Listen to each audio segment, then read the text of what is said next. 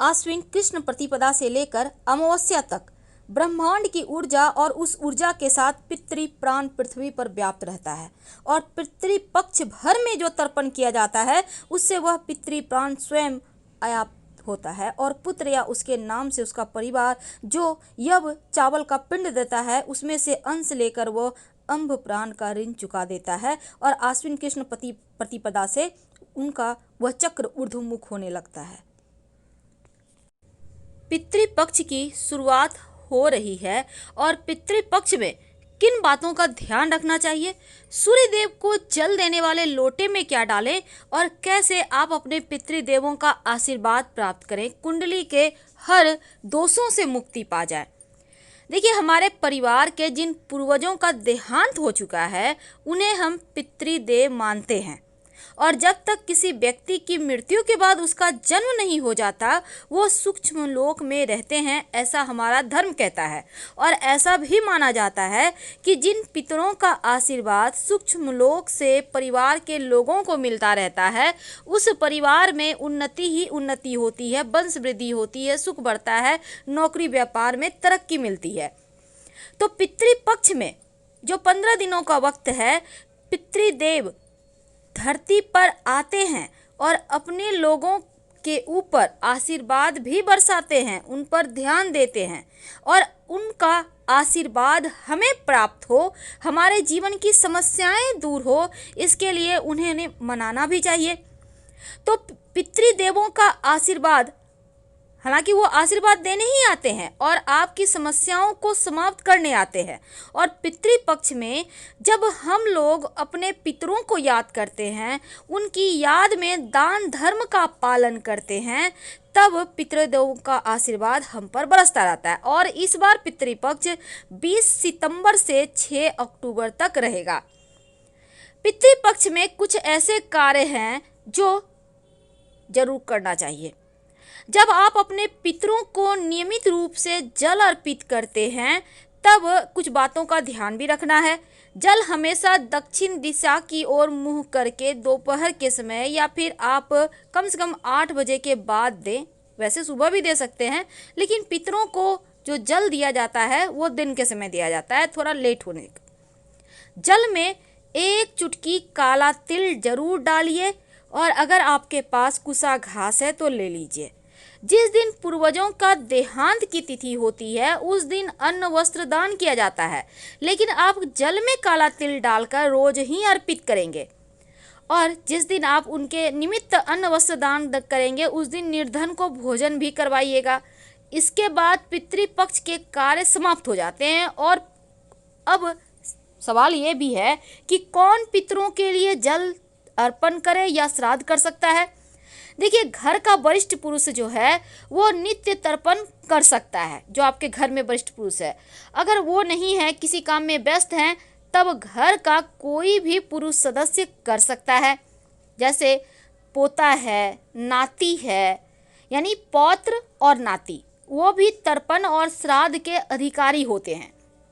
अभी चूंकि स्त्रियां भी कर रही हैं तो कोई बात नहीं, लेकिन कुछ सावधानियां हैं जिसका नियम पालन जरूर करना चाहिए। इस समय पितृपक्ष में जब आप उनके निमित्त तर्पण दान करते हैं, उनको जल अर्पित करते हैं, आप विशेष तरह के इस समय चूंकि 15 दिन सात्विक चीज़ों को अपनाया जाता है, जैसे कि मांस मदिरा लहसुन प्याज वगैरह का त्याग कर दिया जाता है, साग बैंगन नहीं खाया जाता, मसूर दाल नहीं खाया जाता। तो इस अवधि में दोनों बेला स्नान करके पितरों को याद करना चाहिए।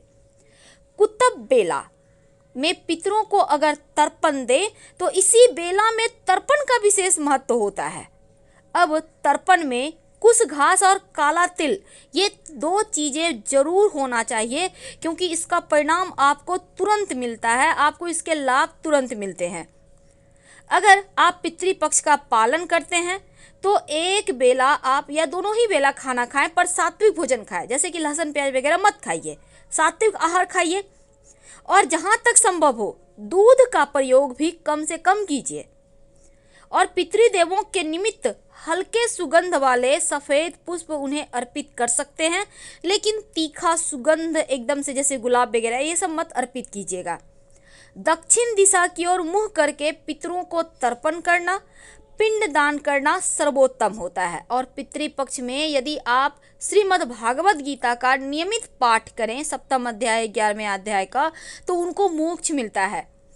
लेकिन किसी से कर्ज लेकर समाज में अपने आप को दिखाने के लिए दबाव में आकर आप भूल कर भी पैसे इस तरह से लेकर श्राद्ध ना करें, वरना पितृ आपके नाराज हो जाएंगे।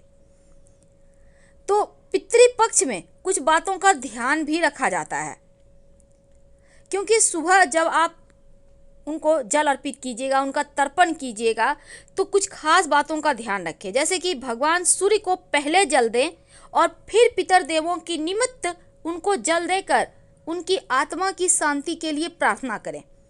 और ये सब करने के लिए अगर आप घर में करते हैं तो कोई एक ही स्थान पे करें। आप छत में करते हैं, बालकनी में करते हैं, तो एक ही स्थान पे रोज करें और उस स्थान की साफ सफाई रखिएगा।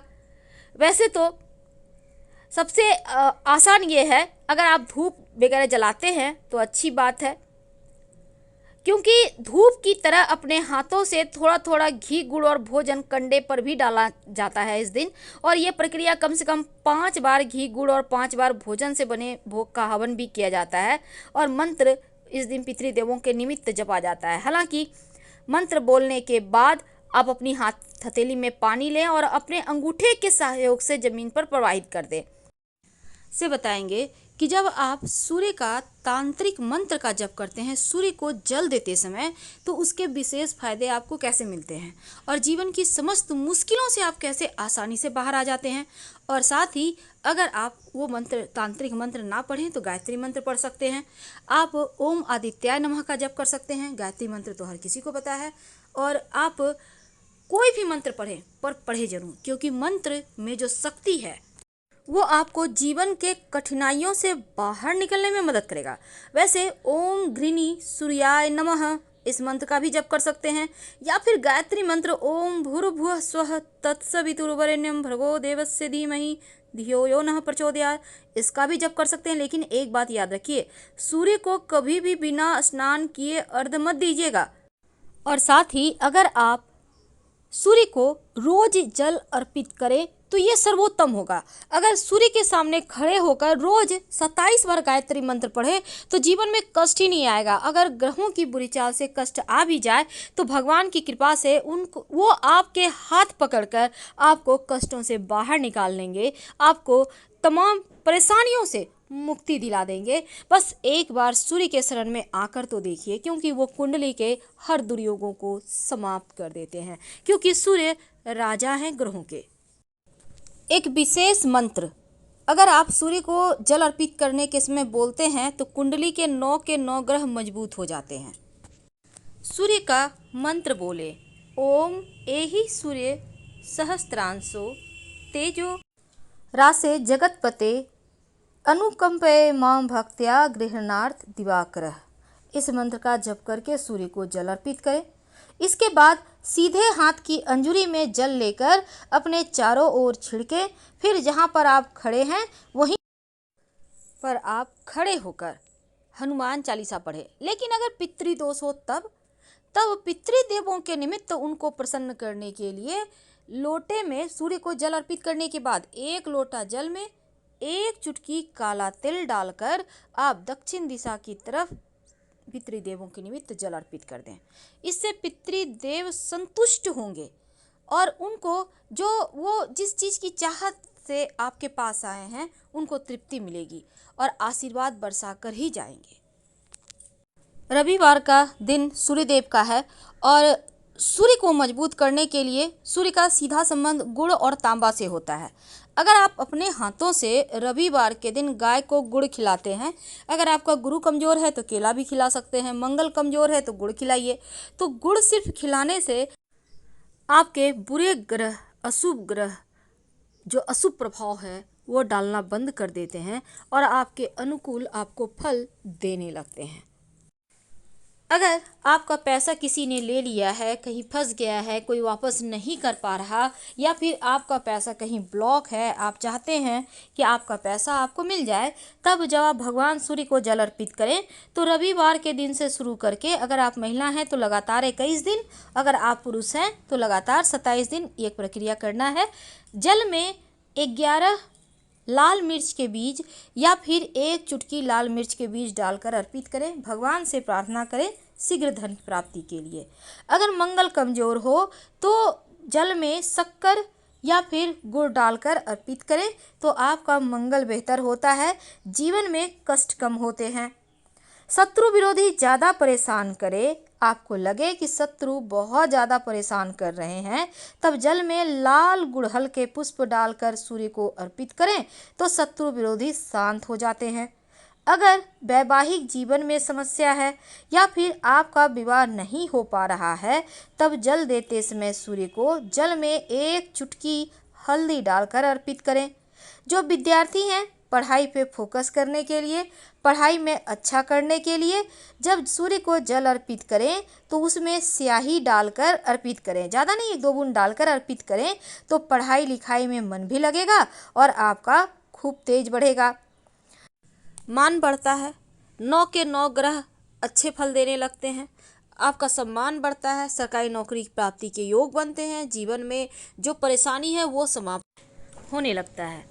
कुछ लोगों के ग्रह दोष खराब होने के कारण जीवन भर उन्हें दुर्भाग्य का सामना करना पड़ता है और कड़ी मेहनत करने के बाद भी सफलता नहीं मिलती। तो रविवार के दिन 9 ग्रहों के अधिपति हैं जो सूर्य, उनका ही दिन है और इस दिन छोटा सा प्रयोग जरूर करें। वैसे इस दिन तंत्र शास्त्र में धन प्राप्ति के लिए एक रामबाण उपाय बताया गया है जो कि आपके जीवन को के जो दुर्भाग्य हैं उनसे छुटकारा आपको दिलाएगा। एक छोटा सा प्रयोग करें। क्या करेंगे? देखिए, रविवार के दिन सूर्योदय से 1 घंटा पहले उठिए, स्नान वगैरह कर लें। अब ओम घृणी सूर्याय नमः, ओम घृणी सूर्याय नमः 108 बार जप करें और अपने सामने की स्टील या चांदी के बर्तन में आप जल में थोड़ा सा दूध डालकर रखिए। जब मंत्र 108 बार पूरा आप जप लें, फिर आप उस जल को भगवान सूर्य को अर्पित कर दें तो ऐसा करने से आपकी सभी मनोकामनाएं पूर्ण हो जाती है। हम आपसे विदा लेते हैं। जानकारी अच्छी लगे तो लाइक कर सब्सक्राइब करें। धन्यवाद।